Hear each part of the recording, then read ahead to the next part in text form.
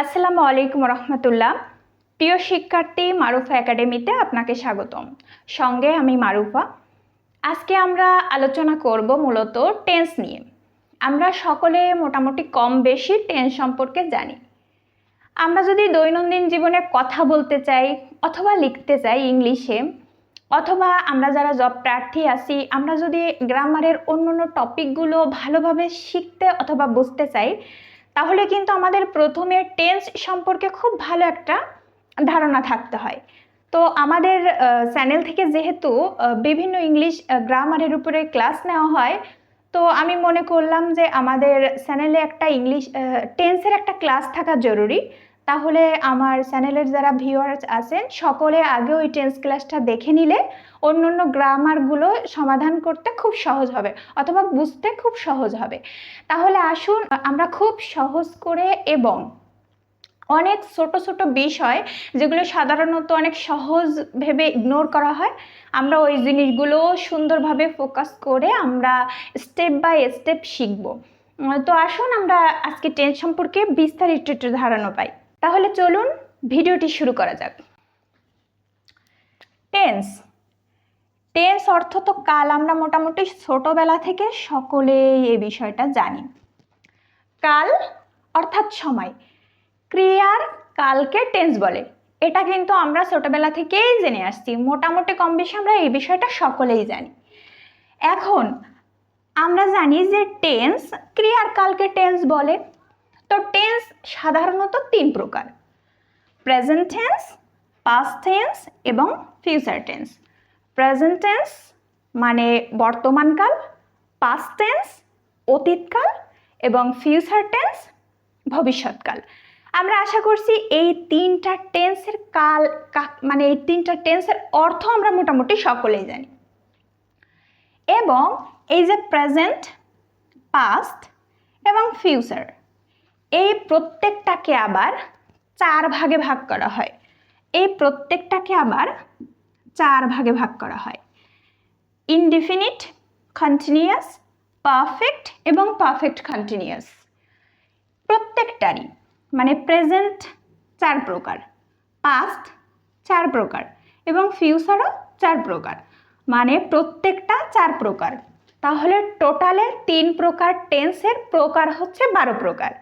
আমরা আজকে মোটামুটি আমাদের ভিডিওতে 12 প্রকার টেন্সের গঠন প্রণালী, বাংলা এবং অনেক এক্সাম্পলের মাধ্যমে আমরা ক্লিয়ার হওয়ার চেষ্টা করব ইনশাল্লাহ।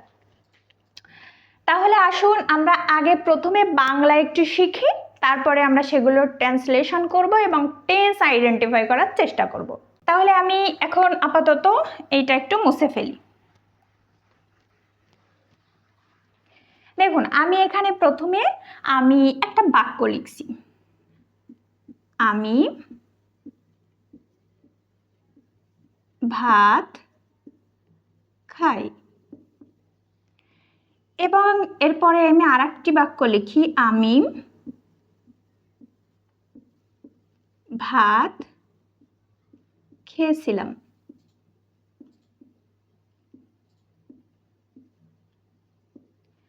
আমি আরো একটি বাক্য লিখি, আমি ভাত খাবো। এটা মনে করুন আমি 3টি বাক্য লিখলাম। আগে আমরা খুব সুন্দরভাবে বাংলাটা শিখি। দেখুন, আমি ভাত খাই, এখানে আমি এগুলোর এখন ইংলিশ করব। আমি ভাত খাই, আই ইট রাইস। আমি ভাত খেয়েছিলাম, আই এট রাইস। আমি ভাত খাবো, আই উইল ইট রাইস। দেখুন, এই যে ইট, এখানে ইট হয়েছে, এখানে কিন্তু রূপ পাল্টে গিয়েছে, এট হয়েছে। এবং এখানে দেখুন উইল ইট হয়েছে। তাহলে কেন? এই যে খাওয়া ভার্বটা, এই যে 3টা ভিন্ন ভিন্ন রূপ নিল। প্রথমে বলল আমি ভাত খাই, এরপরে বলল আমি ভাত খেয়েছিলাম, অতীত হয়ে গিয়েছে। এরপরে বলছে আমি ভাত খাবো, মানে এখনো খাওয়া হয়নি, পরবর্তীতে খাবো। তাহলে দেখুন টেন্স হচ্ছে এইটা, যে বিভিন্ন সময় সে তার রূপ পরিবর্তন করে এক একটা কালের মানে উপস্থিতি সে অনুভব করে। যেমন দেখুন ইট, এটা কিন্তু বর্তমানের প্রেজেন্ট। এট, খেয়েছিলাম মানে কাজটা অলরেডি সংগঠিত হয়ে গিয়েছে, তাহলে এটা দিয়ে কিন্তু সে পাস্ট নির্দেশ করেছে, মানে অতীত নির্দেশ করেছে। এরপরে বলছে উইল ইট, মানে খাবো, এখনো খাইনি, ভবিষ্যতে খাবো। এটা দিয়ে কিন্তু সে ফিউচার বা ভবিষ্যৎ নির্দেশ করেছে। তাহলে দেখুন বাকি সব কিছু কিন্তু অলমোস্ট সেম আছে, কিন্তু ভার্ব কিন্তু সে এক এক সময় এক এক রকম রূপ ধারণ করেছে। এটাই হচ্ছে মূলত টেন্স, প্রেজেন্ট, পাস্ট এবং ফিউচার।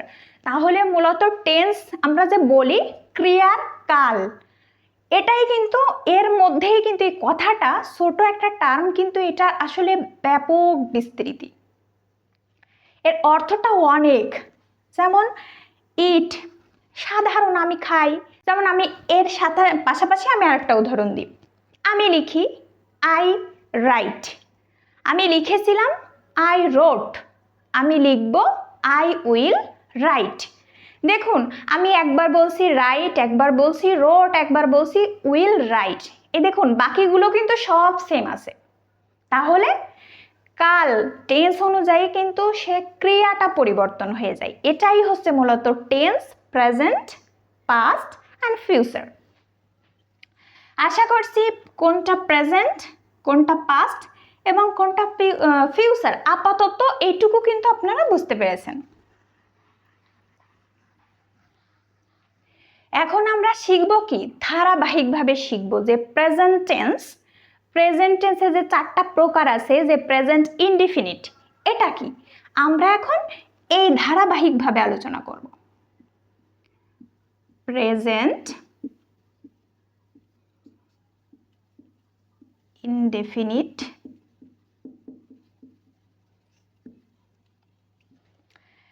প্রেজেন্ট ইনডেফিনিটটা কি?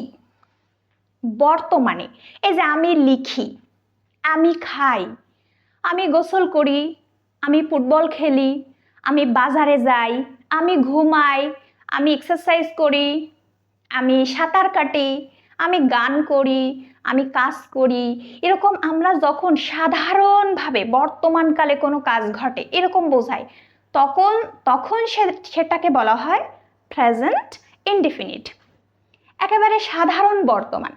যেমন আমি লিখলাম আমি বই পড়ি। দেখুন একেবারে সাধারণ, এই যে আমি বই পড়ি এটা হচ্ছে প্রেজেন্ট ইনডিফিনিট। এখন এই প্রেজেন্ট ইনডিফিনিটের যে ট্রান্সলেশনটা, এই যে আমি বাংলা একটা অনুবাদ লিখলাম, এটার আমি ইংলিশ ট্রান্সলেশনটা কিভাবে করব?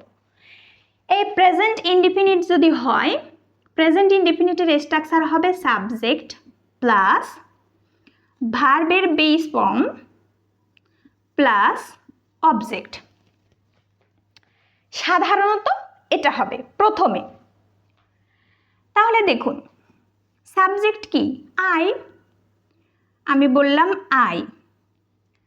ভার্ব কি? পড়ি, আমরা জানি রিড মানে পড়ি। আমি বই পড়ি, কি পড়ি? বই পড়ি। আ বুক, আমরা জানি বুক হচ্ছে একটা কমন নাউন, আর কমন নাউনের আগে কমন নাউন কিন্তু একা বসে না, হয় সে আর্টিকেল ডিটারমিনার অথবা প্লুরাল হয়ে বসে। আর আই রিড আ বুক, আমি একটা বই পড়ি। সাবজেক্ট ভার্ব, ভার্বের বেস ফর্ম বসেছে অবজেক্ট। এখন আমি এখানে বলছি আই রিড আ বুক, আমি একটা বই পড়ি। এখন আমি যদি বলি আমি ফুটবল খেলি, তখন কি হবে? হবে আই প্লে ফুটবল। আমি যদি বলি আমি ক্রিকেট খেলি, আই প্লে ক্রিকেট, সাবজেক্ট হবে, ভার্বের বেস ফর্ম হবে, অবজেক্ট বসবে। আমি ভাত রান্না করি, আই কুক রাইস, আমি ভাত রান্না করি, মানে সব কিছু সাবজেক্ট, ভার্বের প্রেজেন্ট ফর্মটা বসবে এবং কি বসবে, অবজেক্ট বসবে। এখন যদি এমন হয় যে এই যে প্রেজেন্ট ইনডেফিনিটের আর একটা স্ট্রাকচার আছে, সাবজেক্ট প্লাস এই যে ভার্ব অনের সাথে অ্যাজ বা ইএস প্লাস অবজেক্ট যদি থাকে, এটা কেমন, কোনখানে আমরা লিখবো যে ভার্বের সাথে অ্যাজ বা ইএস? যখন এরকম হবে, আমি এই এক্সাম্পলটা মুছে ফেলি। আমি বললাম সে বই পড়ে। দেখুন, সে সাবজেক্ট, হি, পড়ে, আমি এখানে কিন্তু রিডস দিয়েছি, কি পড়ে, আ বুক, একটা বই পড়ে।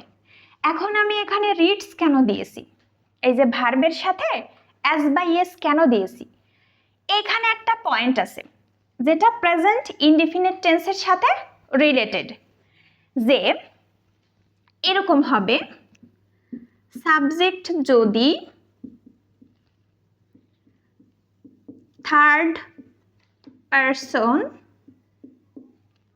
সিঙ্গুলার হয় তাহলে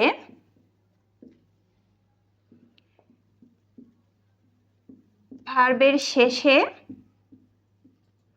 অ্যাজ বা ইএস হবে। তাহলে দেখুন, আমাদের এখন যদি ভার্বের সাথে এস বা ইএস দিতে হয়, আমাদের কিন্তু এখন থার্ড পারসন সিঙ্গুলার গুলো জানতে হবে। তো আমি বললাম থার্ড পারসন সিঙ্গুলার কি, হি, শি, ইট এবং নেম, কোনো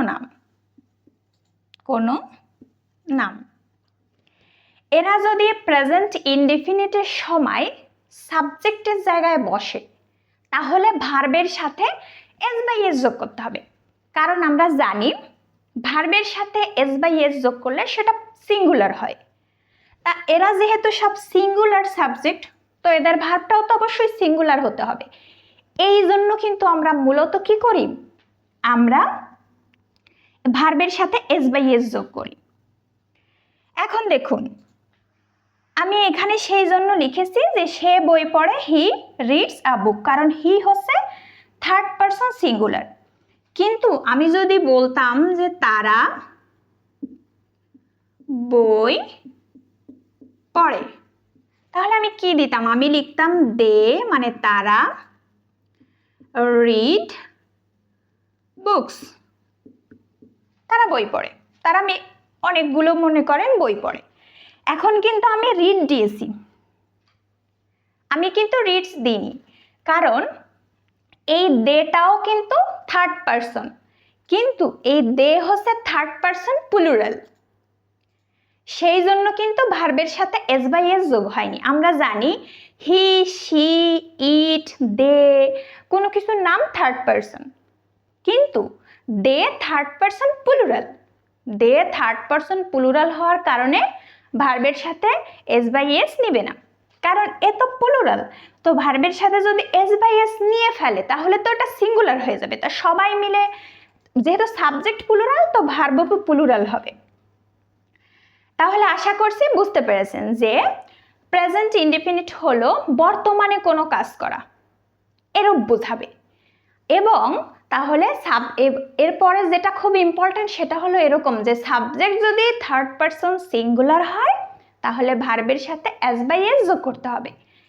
এবং আরও একটা এখানে প্রেজেন্ট ইনডেফিনিটকে নির্দেশ করে আরও একটা বিষয় আছে, সেই বিষয়টা হচ্ছে এরকম যে প্রেজেন্ট ইনডেফিনিট হিসেবে আমরা এগুলোকেও কাউন্ট করব, যে ইউনিভার্সাল ট্রুথ, হ্যাবিচুয়াল ফ্যাক্ট, যে চিরন্তন সত্য, অভ্যাসগত সত্য, বৈজ্ঞানিক সত্য, এরকম যদি মানে সত্য কোনো যে এরকম যদি কোনো কিছু বোঝায় যে ইউনিভার্সাল ট্রুথ, তাহলে সেগুলো কিন্তু প্রেজেন্ট ইনডিফিনিট হিসেবে কাউন্ট হবে। যেমন আমরা একটা এখানে উদাহরণ লিখেছি, ট্রি গিভস আস শেড, গাছ আমাদের ছায়া দেয়। দেখুন আমি কিন্তু এখানে গিভস দিয়েছি, কারণ কি এই ট্রিটা হচ্ছে থার্ড পারসন সিঙ্গুলার, এই জন্য ভার্বের সাথে এস বা ইএস যোগ হয়েছে। কারণ হি, শি, ইট এবং কোনো নাম, এই যে কোনো নামই হচ্ছে থার্ড পারসন সিঙ্গুলার। এবং এইটাই যে গাছ আমাদের ছায়া দেয়, এটা কিন্তু চিরন্তন সত্য একটা কথা। তারপর আরেকটা উদাহরণ আছে, the sun rises in the east, সূর্য পূর্ব দিকে ওঠে, এটাও কিন্তু মানে পৃথিবী যেমন সত্য এই কথাটাও কিন্তু তেমন সত্য। এগুলোকে কিন্তু আমরা প্রেজেন্ট ইনডিফিনিট হিসেবে কাউন্ট করব। এই জন্য দ্য সানের পরে আমরা রাইজেস দিয়েছি, থার্ড পারসন সিঙ্গুলার হওয়ার কারণে ভার্বের সাথে এস বা ইএস যোগ হয়েছে। এরপরে দেখুন হ্যাবিচুয়াল ফ্যাক্ট, মানে অভ্যাসগত সত্য। জীবনে না কিছু কিছু কাজ আমরা করি যে করতে করতে সেগুলো আমাদের অভ্যাসে পরিণত হয়ে যায় এবং একটা সময় সেটা সত্যে পরিণত হয়ে যায়।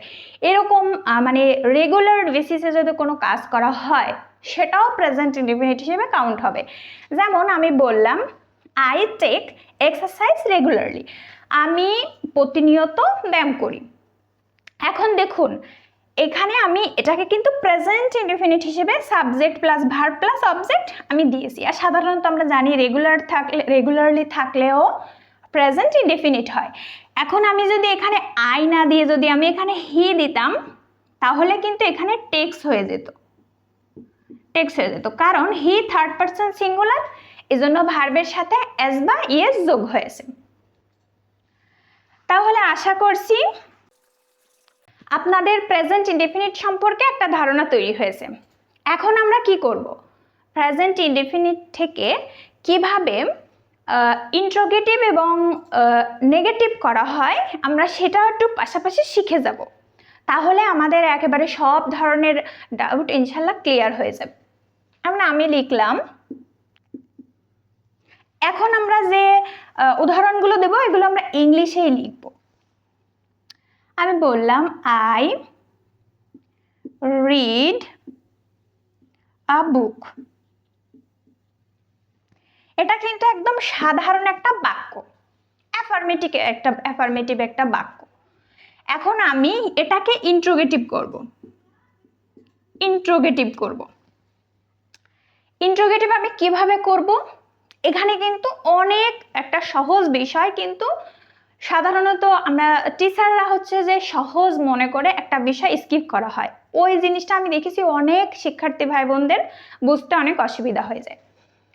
এই ইন্ট্রোগেটিভ আমরা যখন করব আমরা সাধারণত জানি অক্সিলারি ভার্বকে সাবজেক্টের আগে নিয়ে আসলে তখন সাধারণত ইন্ট্রোগেটিভ তৈরি হয়।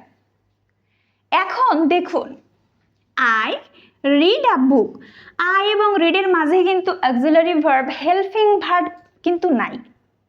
এক্ষেত্রে আমরা কি করব, একটা কথা সর্বদা মনে রাখবেন যে সেন্টেন্সের মধ্যে যদি হেল্পিং ভার্ব বা মানে অক্সিলারি ভার্ব না থাকে, মানে আই মানে সাবজেক্ট এবং ভার্বের মাঝখানে যদি কিছু না থাকে, সেক্ষেত্রে আমরা ডু, ডাজ অথবা ডিড নিয়ে আসবো। ডু ভার্ব নিয়ে আসবো, যেটা সহজ কথা, ডু, ডাজ এবং ডিড। তাহলে কি হলো, যখন আমরা বাক্যের মধ্যে কোনো অক্সিলারি ভার্ব পাবো না, প্রশ্ন করতে হলে আমাদের ডু ভার্ব নিয়ে আসতে হবে, মানে ডু, ডাজ এবং ডিড। এখন আমরা কোন ক্ষেত্রে ডু নিয়ে আসবো, কোন ক্ষেত্রে ডাজ নিয়ে আসবো এবং কোন ক্ষেত্রে ডিড নিয়ে আসবো সেটা শিখব। এখন দেখুন আই রিড আ বুক, আমি একটা বই পড়ি। এখন আমি প্রশ্ন করছি আমি কি একটা বই পড়ি, তো সেই ক্ষেত্রে আমি লিখছি আগে দেখুন ডু আই রিড আ বুক, প্রশ্নবোধক, আমি কি একটা বই পড়ি। এখন আমি যদি এইটাকে কি করি অন্যভাবে লিখি, আমি যদি পড়ি যে সে বই পড়ে, এখন আমি কি লিখব? আমি লিখব হি রিডস আ বুক। সে একটা বই পড়ে। এখন আমি এখানে কি নিয়ে আসবো? আমি কি এখানেও কিন্তু আমাকে ডু ভার্ব নিয়ে আসতে হবে। এই ক্ষেত্রে আমাকে কি করতে হবে? আমাকে যদি এটাকে ইন্ট্রোগেটিভ করতে হয় তো আমাকে সেই ক্ষেত্রে কি করতে হবে? ডাজ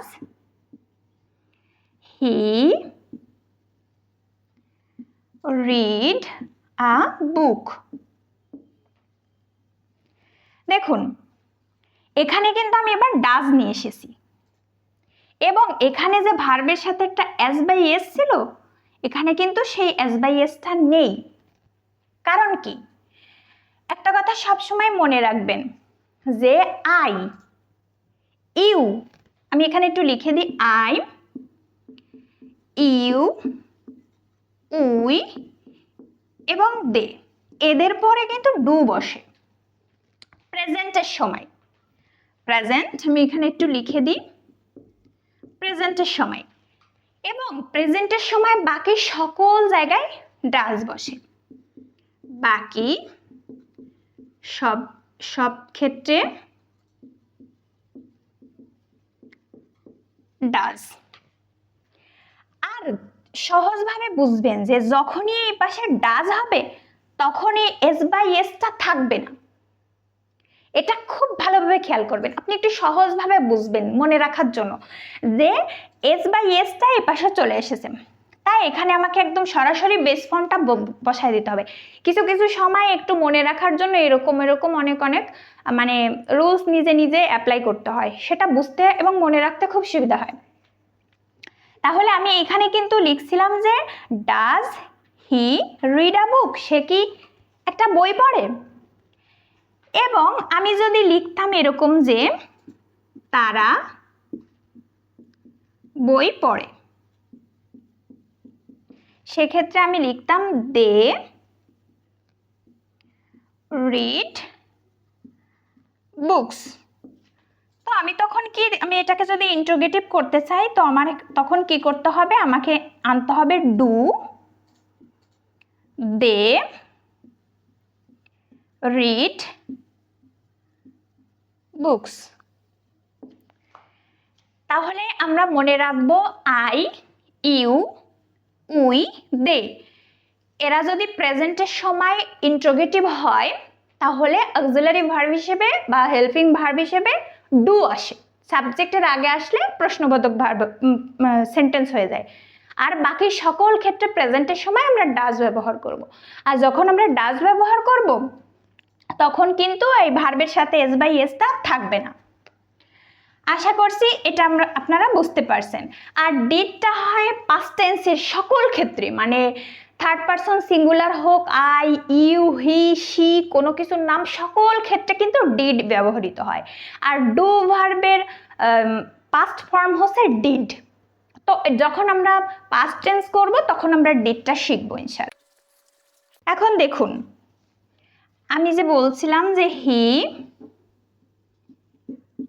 ইটস রাইস, আমি বললাম হি ইটস রাইস, সে ভাত খায়। এখন আমি এটাকে ইন্ট্রোগেটিভ করব। আমি যেহেতু এখানে কোনো হেল্পিং ভার্ব নেই, আমরা জানি আই, উই, ইউ এবং দে ছাড়া বাকি সময় আসে ডাজ, তাহলে আমি ডাজ দেব। ডাজ হি, এখানে দেব ইট রাইস, সে কি ভাত খায়। এখন আমি এটাকে নেগেটিভ করব। নেগেটিভ করার সময় আমি কি লিখব? এখন আমি এটাকে নেগেটিভ করব সরাসরি। নেগেটিভ করার সময় আমাকে কি নিয়ে আসতে হবে? হি, ওই যে অক্সিলারি ভার্ব আসবে ডোন্ট রাইস। যখন আমরা নেগেটিভ করব তখনও আমরা ওই ডু, ডাজ এবং ডিডের ব্যবহার করব। তো এবং যখন আমি এটাকে প্রশ্নবোধক করব তখন জাস্ট ডুটা আগে চলে আসবে। এটা খুব ভালোভাবে মনে করে রাখবেন। এখন আমরা শিখব, তাহলে কিন্তু প্রথম টেন্সটা আমরা অনেকটা সময় নিয়ে বুঝলাম, কারণ কি এখানে আসলে ছোট ছোট অনেক কিছু বোঝার থাকে, এই জন্য আমরা একটু বিস্তারিত উদাহরণ দিয়ে আমরা প্রেজেন্ট ইনডেফিনিটটা শিখলাম। এখন আমরা শিখব প্রেজেন্ট কন্টিনিউয়াস।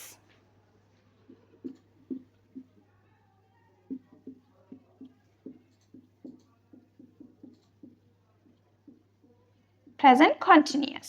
তাহলে আমরা এখন প্রেজেন্ট কন্টিনিউয়াসটা শিখব। কন্টিনিউয়াস মানে হচ্ছে চলিত, মানে বর্তমানে কোনো একটা কাজ চলছে। যেমন আমি আপনাদেরকে পড়াচ্ছি, আমার পড়ানোটা কিন্তু চলছে। আমি লিখতেছি, আমি খাচ্ছি, আমি যাচ্ছি, আমি ঘুমোচ্ছি, আমি পড়ছি। মানে আগে বলা হতো পড়তেছি, কিন্তু এখন চলিত ভাষায় পড়ছি, মানে কাজটা চলছে, বর্তমানে কোনো কাজ চলছে, এরকম বোঝালে সেটাকে বলা হয় প্রেজেন্ট কন্টিনিউয়াস। স্ট্রাকচারটা হবে এরকম: subject plus am is are plus ভার্বের V1 plus ING plus object অথবা এক্সটেনশন, মানে যদি বাকি কিছু থাকে। এখন দেখুন, আমরা বলছি যে বর্তমানে কোনো কাজ চলতেছে, মানে চলছে। আমি লিখছি, আমি গান গাচ্ছি, পাখিটা উড়ে যাচ্ছে, আমি কম্পিউটারে কাজ করছি, আমি আপনাদেরকে জ্ঞান বিতরণ করছি, মানে কোনো কাজ বর্তমানের সময় চলছে। এরূপ ক্ষেত্রে সেটাকে প্রেজেন্ট কন্টিনিউয়াস হিসেবে ধরা হয়। এবং প্রেজেন্ট কন্টিনিউয়াসের স্ট্রাকচার হয় subject plus am is are plus ভার্বের সাথে, মেইন ভার্বের সাথে আইএনজি প্লাস অবজেক্ট অথবা এক্সটেনশন, বাকি যদি কিছু থাকে। তো আমি একটা বাংলা বাক্য লিখলাম, আমি বই পড়ছি বা পড়তেছি, পড়তেছি অথবা পড়িতেছি, পড়িতেছি। মানে আগের বইগুলো এভাবে লেখা ছিল, তাহলে তেসি তেসি তেসো বললে আমাদেরও একটু বুঝতে সুবিধা হয়। তো এখন আমাকে কি নিতে হবে? সাবজেক্ট নিতে হবে। তো সাবজেক্ট আই, আমি। এখন আমাকে এম ইজ এবং আর নিতে হবে। কন্টিনিউয়াসে এম ইজ আর এসেছে। কন্টিনিউয়াসে সবসময় একটা জিনিস থাকবে, মানে আইএনজি থাকবে। মেইন ভার্বের সাথে সবসময় আইএনজি থাকবে, সেটা প্রেজেন্টে হোক, পাস্টে হোক বা ফিউচারে হোক, প্রেজেন্ট মানে আইএনজি থাকবে। এখন দেখুন, এখানে এক্সট্রা একটা জিনিস এসেছে যে এম ইজ এবং আর। এখন আমরা কি করব? এম ইজ এবং আর এর ব্যবহারও তো শিখতে হবে। তো আমরা কি করব যে আই আই আই এবং উই দুটো ফার্স্ট পারসন, কিন্তু ফার্স্ট পারসন আই এবং উই ফার্স্ট পারসন, কিন্তু আই এর ক্ষেত্রে শুধু এম বসে, শুধু আই এর ক্ষেত্রে এম বসে।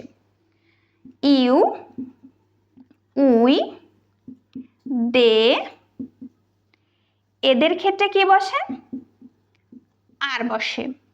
এবং বাকি সকল ক্ষেত্রে ইজ বসে, যেমন হি, she, it, any name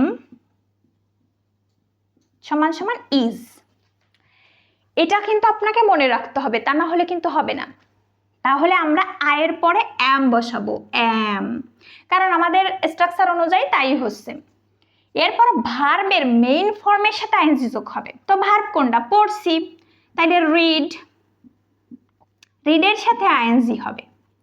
I am reading, আমাদের এখানে অবজেক্ট আছে, আমি আমি বই পড়ছি, তো আ বুক, আমি একটা বই পড়ছি। এখন দেখুন, আমি তো ঠিকঠাক মতো এখানে বসালাম যে অর্থ হবে আমি বই পড়ছি বা পড়তেছি। এখানে আমি লিখতে পারি যে আমি ফুটবল খেলতেছি, তখন আমি বলতে পারি আই অ্যাম প্লেইং ফুটবল। তারপরে আমি বলতে পারি যে আমি সাঁতার কাটছি, তখন আমি বলতে পারি আই অ্যাম সুইমিং, আমি সাঁতার কাটছি। তারপরে আমি বলতে পারি যে আমি রান্না করছি, আমি ভাত রান্না করছি, আই অ্যাম কুকিং রাইস। এরকমভাবে আমরা কিন্তু অনেক কিছু বলতে পারি, সব প্রেজেন্টে চলিত হবে, মানে চলিত রূপ হবে। এবং এই স্ট্রাকচার অনুযায়ী কিন্তু আপনারা করে ফেলবেন। এখন আমি যদি এখানে এরকম দিতাম যে তুমি ফুটবল খেলো, ফুটবল খেলো, তুমি ফুটবল খেলতেছো, খেলছো বা খেলতেছো, খেলিতেছো। মানে যদি আমরা ওইভাবে বলতে যাই যেভাবে আগে ছিল, তাহলে একদম চলিত রূপটা প্রকাশ পায়। তো সাবজেক্ট আমি লিখলাম ইউ। এখন আমি এম ইজ আর এন নেব। আমরা বলছি যে উই, ইউ, উই এবং দে, এদের ক্ষেত্রে আর বসে। আর ইউ আর এবং ভার্ব কোনটা এখানে? খেলছো বা খেলতেছো। আমরা জানি প্লে মানে খেলা, প্লের সাথে আইএনজি যোগ করলাম। উই আর প্লেইং, কি খেলছো? Football, football. তোমরা ফুটবল খেলছো বা খেলিতেছো, এরকম ভাবে আমরা বলতে পারবো। তারপরে আমি বললাম যে আমি বই পড়িতেছি, আম রিডিং আ বুক। এখন আমি বললাম আর একটা উদাহরণ আমরা এখানে দিই। আমি বললাম সে সে কি করছে? সে বই পড়ছে, না সে কাজটি করছে, সে কাজটি করিতেছে, মানে কাজটা চলতেছে। তো আমি এখানে হি, এরপরে আমি কি নেব? এম ইজ আর নেব। তো আমরা জানি এইগুলো বাদে বাকি সব ক্ষেত্রে ইজ বসে। তো আমি লিখলাম ইজ, হি ইজ, ভার্বের সাথে আইএনজি যোগ করব। তো করা, করার ইংলিশ কি? ডু, ডুর সাথে আইএনজি দেব, হি ইজ ডুইং। কাজটি কোনো কিছুর সাথে টি থাকলে তার আগে সাধারণত দা হয়। দা মানে হচ্ছে টি, দা ওয়ার্ক, সে কাজটি করিতেছে বা করছে। আশা করছি কিন্তু খুব সুন্দরভাবে বুঝতে পারছেন। এখানে যদি তুমি না থাকতো, যদি থাকতো যে আমরা, আমরা ফুটবল, তখন আবার খেলিতেছি, খেলি, খেলছি বা খেলিতেছি, সি, তখন কিন্তু এখানে আর ইউ হতো না, আমরা লিখতাম we, we are playing football. আমরা যদি বলতাম তারা ফুটবল খেলিতেছে, তখন কিন্তু এখানে জাস্ট হতো দে, দে আর প্লেইং ফুটবল। আমি কিন্তু এখানে উদাহরণ দেওয়ার জন্য মুছে এটুকু করে দিলাম, আমি বিস্তারিত আর লিখছি না। তো আশা করছি আপনারা কিন্তু খুব সুন্দরভাবে কন্টিনিউয়াসটা বুঝতে পেরেছেন। এবং সবথেকে ইম্পর্ট্যান্ট হচ্ছে এই জিনিসটা। এখন আমি যদি সাথে সাথে এগুলো তো সব অ্যাফার্মেটিভ সেন্টেন্স আমি লিখছি, মানে হ্যাঁ বোধক।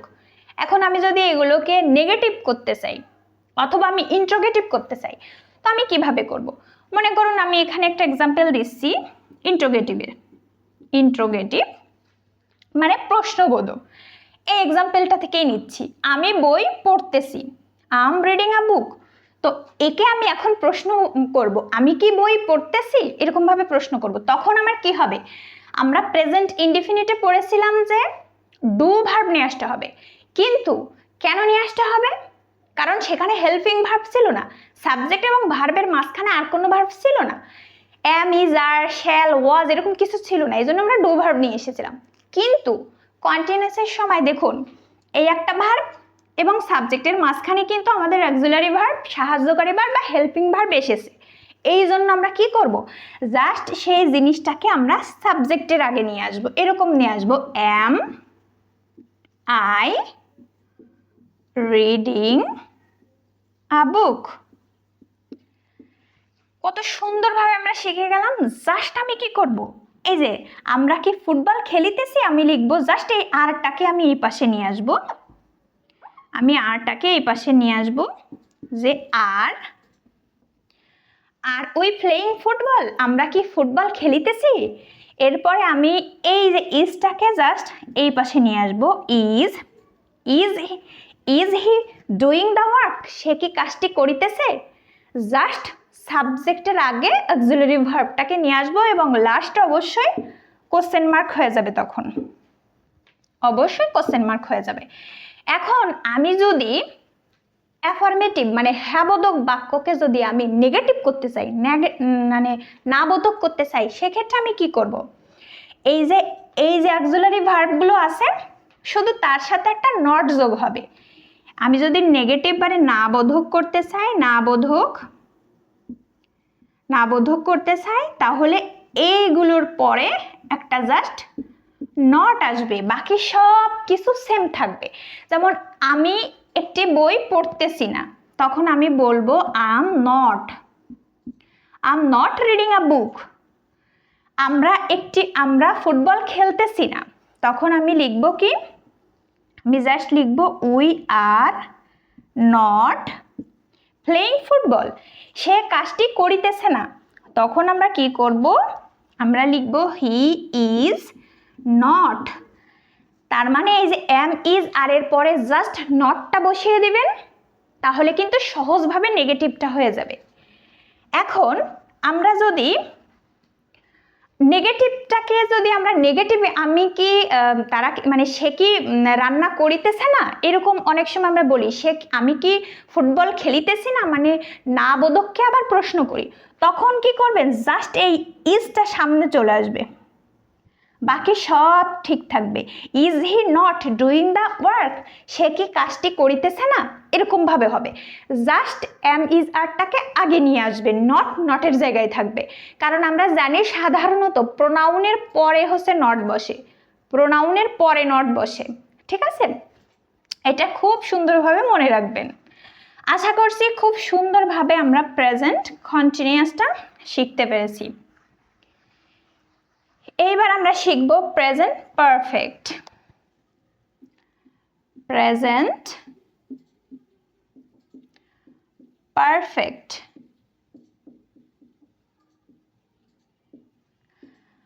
পারফেক্ট মানে কি জানুন?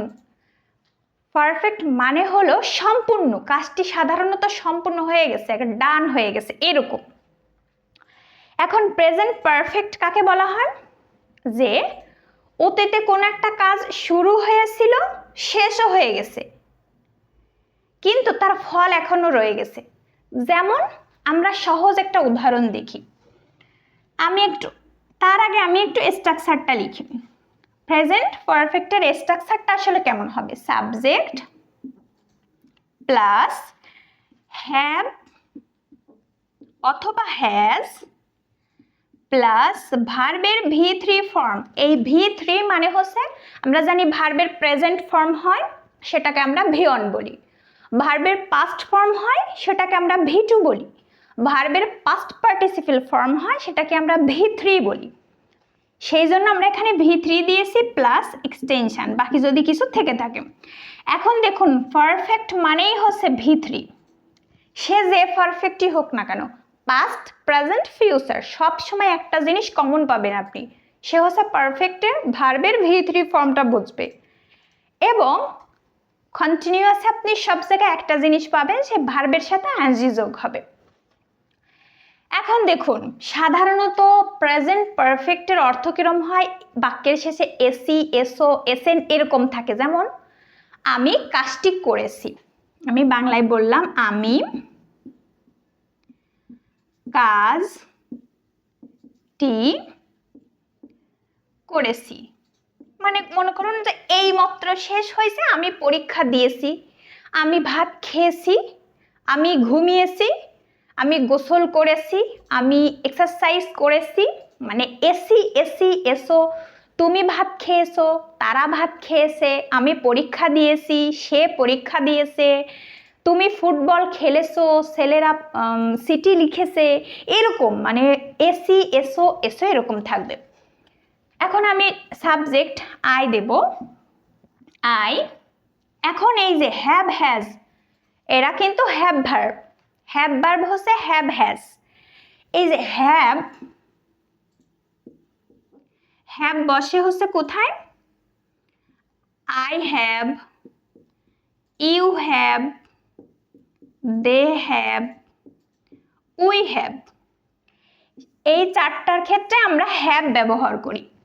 হ্যাভ হচ্ছে প্লুরাল, হ্যাজ সিঙ্গুলার, কিন্তু এই আই একটু ব্যতিক্রম।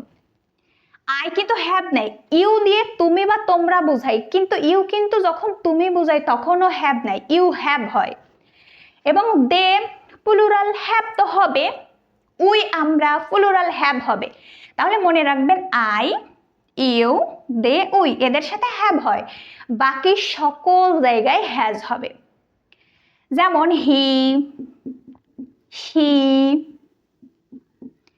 ইট, ওই যে কোনো নাম যদি সাবজেক্ট হয় তাহলে আমরা হ্যাজ বসাবো, ভার্ব আমরা সেই ক্ষেত্রে হ্যাজ বসাবো। তাহলে আমি আই লিখছি, তাহলে এখানে হবে হ্যাভ, আই হ্যাভ। ভার্বের V3 ফর্ম হবে, ভার্ব কোনটি? করেছি, তাহলে আমরা জানি যে ডু, ডিড, ডান। ডু হচ্ছে V1, ডিড হচ্ছে V2, ডান হচ্ছে V3। তাহলে আমাকে এখন নিতে হবে V3 ফর্ম, মানে ডান। তাহলে আই হ্যাভ ডান কাজটি, দ্য ওয়ার্ক, অর্থ হবে আমি কাজটি করেছি। আমি ভাত রান্না করেছি, আমি বললাম যে সে ভাত রান্না করেছে, সে ভাত রান্না করেছে। এই যে দেখছেন এসে আছে বাক্যের শেষে, তাইলে আমি লিখবো সাবজেক্ট হি। আমরা জানি যে আই, ইউ, দে, উই ছাড়া বাকি সব জায়গায় হ্যাজ হবে, তাইলে হ্যাজ ভার্বের V3 ফর্ম, তাহলে করেছে, রান্না করেছে, সে ভাত রান্না করেছে, তাহলে রান্না করা হচ্ছে কুক। এখানে আমি আগে একটু ফর্মটা দিয়ে নিই তাহলে বুঝতে সুবিধা হবে। Cook, cooked, cooked, V1, V2, V3। রান্না করা, কুক মানে রান্না করা। তো মানে present form cook, past form cooked এবং পাস্ট পার্টিসিপেল ফর্ম কুকড। তো আমি এখানে যেহেতু পাস্ট পার্টিসিপেল ফর্ম নিয়ে আসবো, তো আমি কুকড দেব। কি রান্না করেছে? রাইস, ভাত রান্না করেছে। তারা ফুটবল খেলেছে, তারা ফুটবল খেলেছে। কি হবে? তারা দে, আর হবে যেহেতু আমি লিখছি দে, হ্যাভ হবে, সরি হ্যাভ হবে, দে হ্যাভ। খেলেছে আমরা জানি খেলা ইংরেজি হচ্ছে প্লে, প্লে মানে খেলা। আর এর পাস্ট ফর্ম হবে প্লেড এবং পাস্ট পার্টিসিপেল ফর্মও হবে প্লেড। এটা হচ্ছে V2, এটা V3, এটা হচ্ছে V1। তাহলে আমরা এখানে V3টা নিয়ে আসবো, প্লেড। দে হ্যাভ প্লেড, কি খেলছে? Football, football. এখন আমি যদি দে না দিয়ে এখানে যদি আমি উই দিতে পারতাম, এখানে হি না দিয়ে আমি কোনো কিছু নাম দিতে পারতাম, যেমন নিপা, নিপা, এই যে নিপা দিতে পারতাম যে Nipa has cooked rice, Nipa ভাত রান্না করেছে। এরকম ভাবে আমরা কিন্তু একটা মানে এক্সাম্পল তো আসলে অনেকগুলো করলে ভিডিও অনেক বড় হয়ে যাবে, তো আমরা যে এক্সাম্পলগুলো না করলে হয় না, আমরা কিন্তু প্রত্যেকটা সেগুলো দেখিয়ে দিচ্ছি যাতে আপনাদের কোনো সমস্যা না হয়। এখন আমরা পাশাপাশি এটা থেকে আমরা ইন্ট্রোগেটিভ মানে প্রশ্নবোধক, নেগেটিভ, নাবোধকও করা শিখে যাব, তাহলে কিন্তু আমাদের ক্লাসটা করার সার্থকতা আসবে। তো আমি দেখুন লিখছি আমি কাজটি করেছি, তো আমি এটাকে এখন ইন্ট্রোগেটিভ করব। ইন্ট্রোগেটিভ করব, কি করব? এই যে সাবজেক্ট এবং ভার্ব, এর মাঝখানে যে হ্যাভ আছে, হ্যাভটাকে জাস্ট সামনে নিয়ে আসবো। Have I done the work, work, আর লাস্টে অবশ্যই প্রশ্ন মার্ক হয়ে যাবে। সে ভাত রান্না করেছে, তখন কি হয়ে যাবে? হ্যাজটা এই পাশে চলে আসবে। হ্যাজ হি কুকড রাইস, সে কি ভাত রান্না করেছে?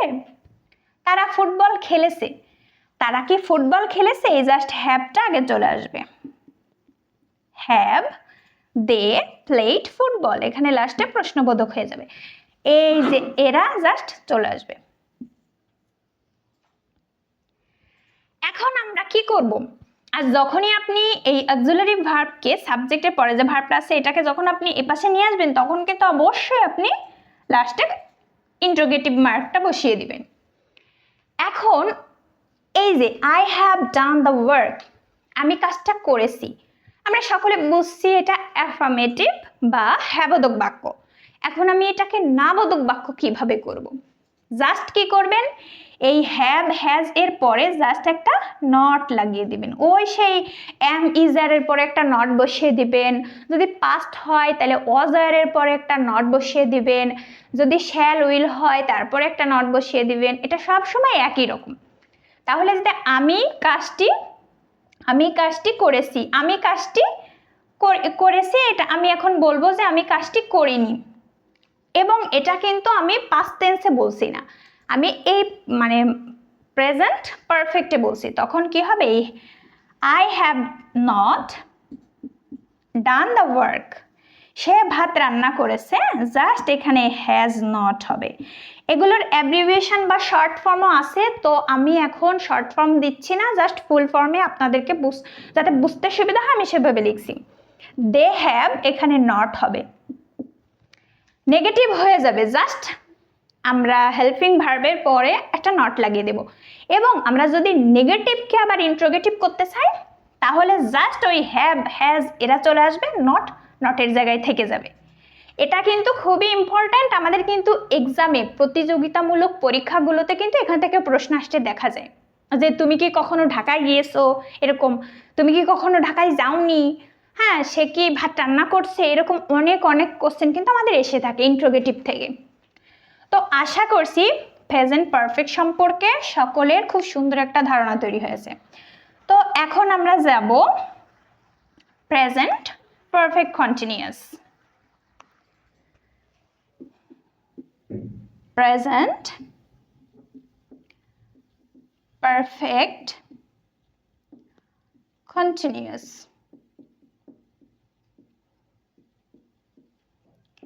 এখন দেখুন, পারফেক্ট মানে V3 তো থাকবে, আবার কন্টিনিউয়াসের কারণে ভার্বের সাথে আইএনজিও থাকবে, মেইন ভার্বের সাথে আইএনজিও থাকবে। এই জিনিসটা কিন্তু পারফেক্ট মানে কাজটা অলরেডি সম্পূর্ণ হয়ে গেছে, তবে সেটা যখন সম্পূর্ণ হয়েছিল তখন হয়তো আবার চলছিল, এরকম বোঝাবে। সাধারণত আমাদের এই মানে আমরা যখন কথা বলি তখন কিন্তু সাধারণত আমরা এই টেন্সে সাধারণত কথা বলি না, কিন্তু আমাদের শেখার জন্য অবশ্যই এটা খুবই গুরুত্বপূর্ণ, আমাদের কিন্তু শেখা উচিত। তো এই প্রেজেন্ট পারফেক্ট কন্টিনিউয়াস কেমন হবে, যে এটা অনেকটা প্রেজেন্ট কন্টিনিউয়াসের মতো অর্থ দেবে। যে আমি মনে করুন যে অতীতে একটা কাজ শুরু করেছি কিন্তু কাজটা হয়তো শেষ হয়ে যাওয়ার কথা ছিল, পারফেক্ট হিসেবে শেষ হয়ে যাওয়ার কথা ছিল, কিন্তু কোনো কারণে কাজটা শেষ হয়নি, এখনো চলছে। যে অতীতে কোনো একটা কাজ শুরু হয়ে এখনো চলছে, যে আমি 2 ঘন্টা ধরে একটি বই পড়ছি, আমি সকাল থেকে রান্না করছি, কাজটার উৎপত্তি শুরু হয়েছিল কিন্তু অনেক আগে, হয়তো শেষও হয়ে যাওয়ার কথা ছিল কিন্তু শেষ হয়নি, এখনো চলছে। এটা হচ্ছে প্রেজেন্ট পারফেক্ট কন্টিনিউয়াস। কেমন স্ট্রাকচার কেমন হবে আমরা একটু একটু করে দেখি।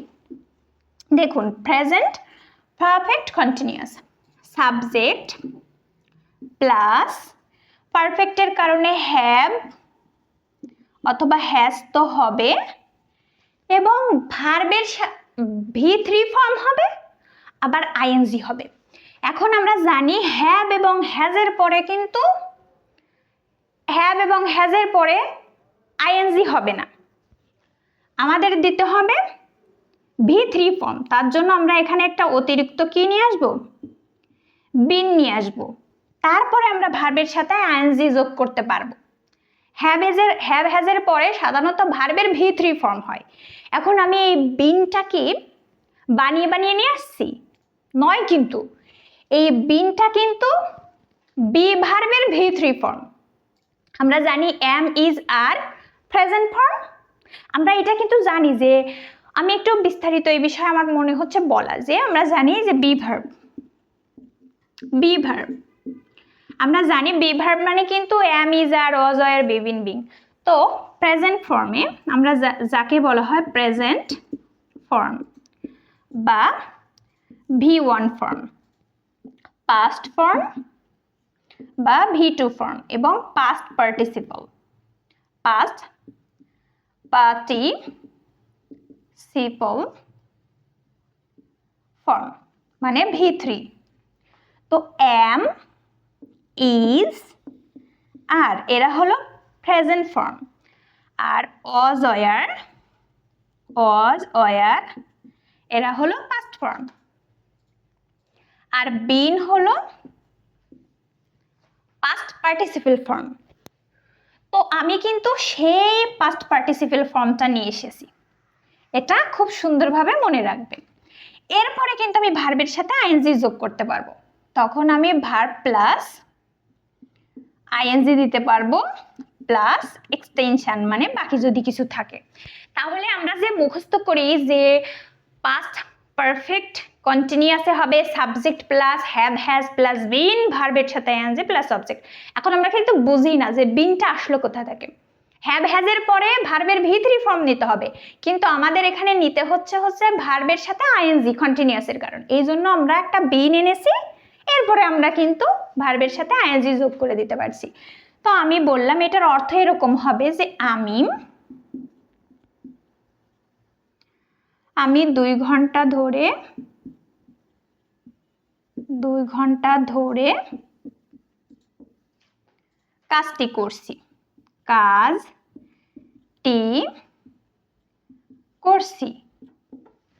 এই যে পারফেক্টের কারণে করছি মানে করতেছি, মানে কাজটা কন্টিনিউয়াসের কারণে করতেছি মানে চলতেছে। এখন আমি কি লিখবো? সাবজেক্ট আই, হ্যাভ এবং হ্যাজ হবে। তো আমরা একটু আগেই শিখছিলাম যে আই, উই, ইউ দে এদের পরে হ্যাভ হয়, তো তারই ধারাবাহিকতা আমরা এখানে হ্যাভ দিয়েছি। আই হ্যাভ, বিনটা কিন্তু এখানে অটোমেটিকলি চলে আসবে, আই হ্যাভ বিন। এবার ভার্বের সাথে আইএনজি, আমি 2 ঘন্টা ধরে কাজটি করছি, তো ডু মানে করা, তো আমরা এখন ভার্বের সাথে আইএনজি নেব, তাহলে ডুইং নিব, doing. I have been doing, কি করছি? কাজটি, দ্য ওয়ার্ক, কাজটি করছি 2 ঘন্টা ধরে, for 2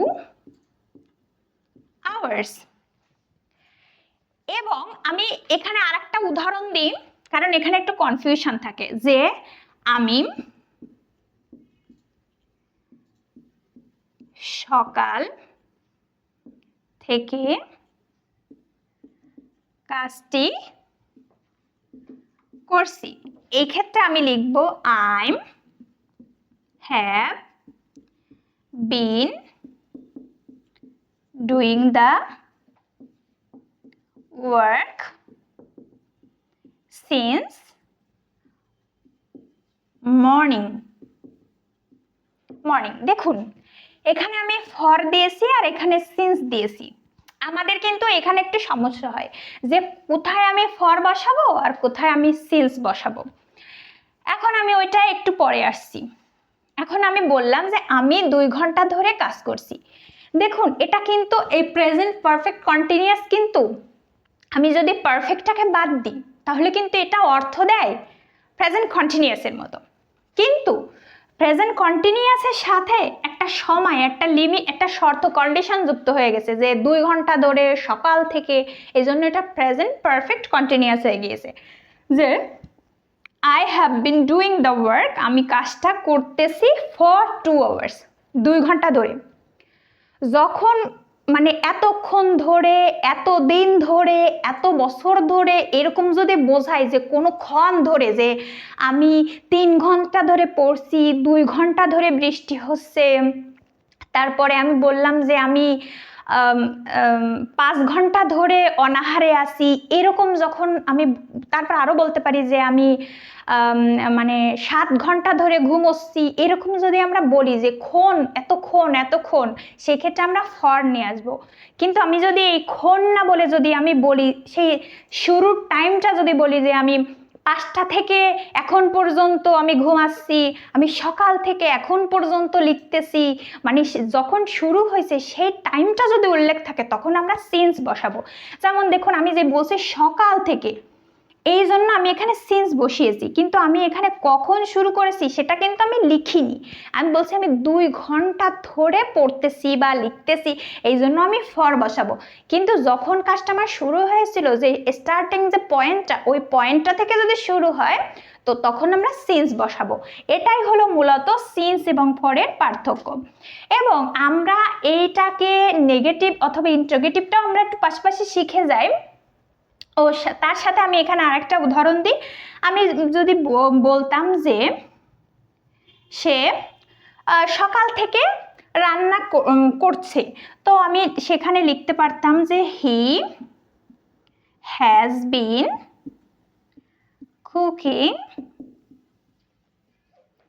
কুকিং, সে রান্না করছে সকাল থেকে, সিন্স মর্নিং।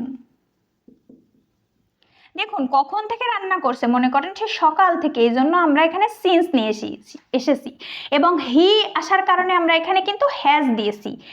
এবং সাথে সাথে আমরা যে জিনিসটা শিখবো, এটাকে যদি আমরা ইন্টারোগেটিভ করতে চাই, প্রশ্নবোধক করতে চাই, তাহলে আমরা কি করব, এই যে হ্যাভ হ্যাজ, এটাকে জাস্ট সাবজেক্টের আগে আমরা নিয়ে আসব।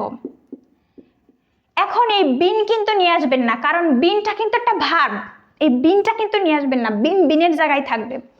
জাস্ট এই হ্যাভ হ্যাজটা আগে চলে আসবে, এই হ্যাভ হ্যাজটা আগে চলে আসবে এবং লাস্টে কোশ্চেন মার্ক হয়ে যাবে।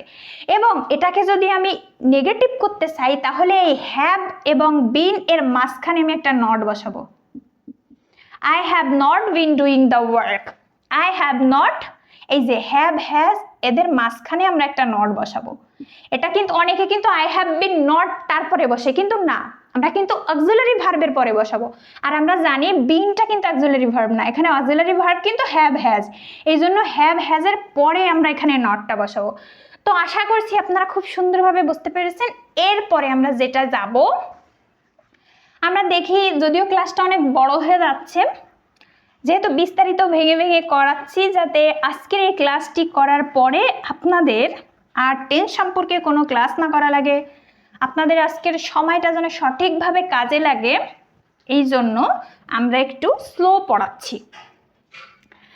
এখন যাদের প্রয়োজন হবে আপনারা অবশ্যই দেখে নেবেন, এবং ইউটিউবে ফেসবুকে কিন্তু শর্ট অনেক টেন্সের ক্লাস আছে। তো আপনাদের যদি ভালো লাগে, অবশ্যই যদি বিস্তারিত শিখতে চান তাহলে আমাদের ভিডিওটা দেখবেন অবশ্যই।